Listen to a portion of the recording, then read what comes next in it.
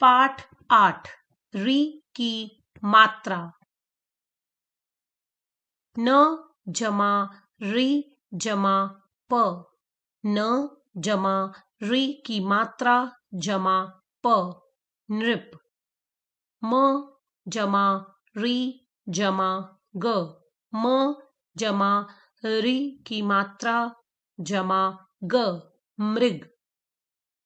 ग जमा री जमा ही जमा णी, ग जमा री की मात्रा जमा ही जमा णी, गृहिणी।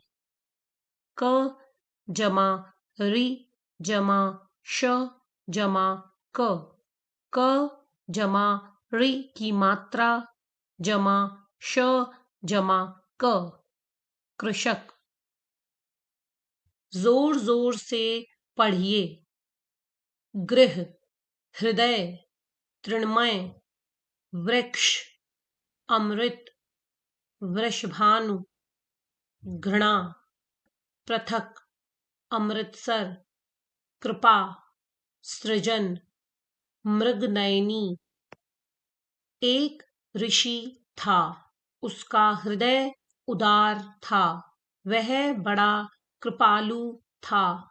वह एक मृग रखता था, मृग तृण खाता था, वृक्ष काटना पाप था। ऋषि वृक्ष लगाता था, उस पर भगवान की कृपा थी।